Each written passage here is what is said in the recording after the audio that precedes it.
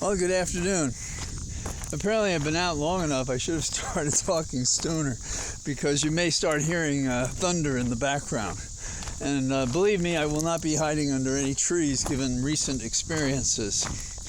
I thought yesterday was a terrific day, and I was very much encouraged, as I hope you were, by the search and seizure of apparently documents that were withheld when they should have been returned to the government, and probably other indications of that.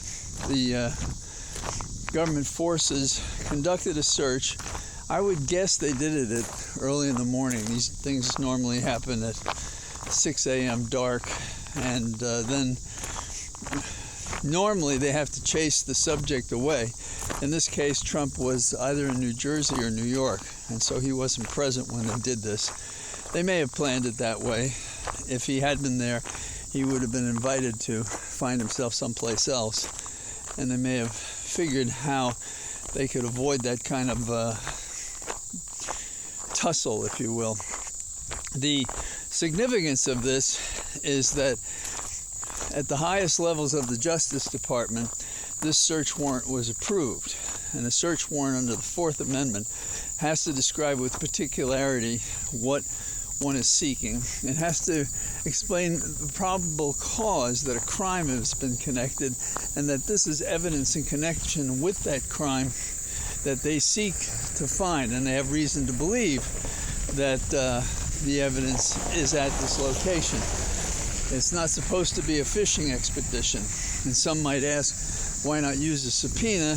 And as you probably have heard by 10 other people by now, is that when you have a person like Trump who is not trustworthy, then namely that to give any notice is to suggest how he might hide what he has, and he may have done that already. The search is conducted in several ways, but the documents that are involved are documents that a judge had to review and decide there was probable cause. And this is so that an independent tribunal, and not just the person conducting the search, which was how the British enjoyed conducting searches, decides that there is reason to go forward, probable cause. And they are told to prepare an inventory of what they seize and take away. Now, this general spoken search warrant and the inventory are given to the person whose person or place is being searched. But the critical document that we're all interested in is the affidavit in support of the search warrant that lays out the probable cause and lays out the case. Now, the government often tries to seal that document. I say tries to seal, does ask the court to seal that document.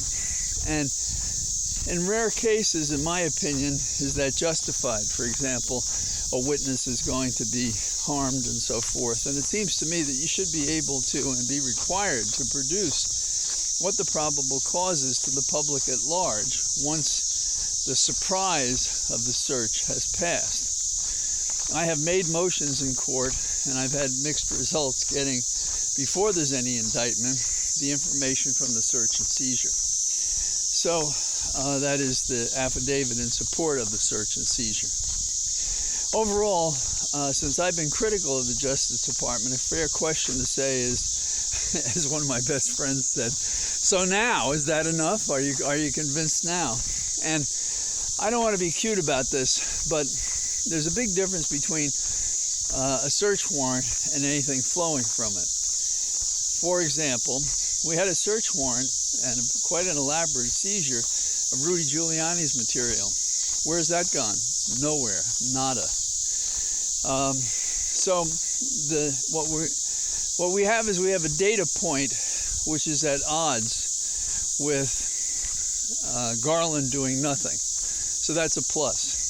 We've had a couple of people before the grand jury who was close to the vice president. That's a plus. We have 2 subpoenas that were served in Arizona about those who have these bogus electors. So this is all good. This is a vector that favors the approach that I've been critical seeking to obtain. When I say me, lots of people, former prosecutors, commentators, have all been saying, what are you doing? And if this continues, that is the steps that we saw, particularly down in Florida, because to have approved at the highest levels of the Justice Department had to include Garland at some level. That a judge approved it says that it passed muster. Not that it takes a lot for a judge to grant it, but still, it was an independent review. I don't want to oversell how effective the judge or magistrate is, but it was probably treated very carefully for all the reasons we can imagine. So this is plus. So let's see how we go forward from here.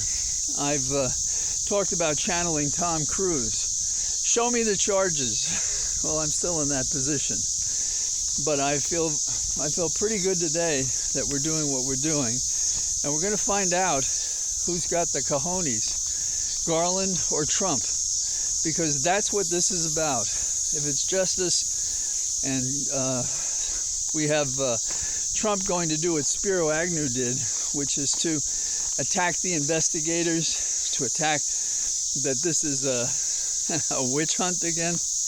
And we can't lose sight that this guy has terrified people into supporting him in misconduct that cannot be denied. We think of the 2 impeachments that he's had. So we're taking a step in the right direction, and let's keep it up.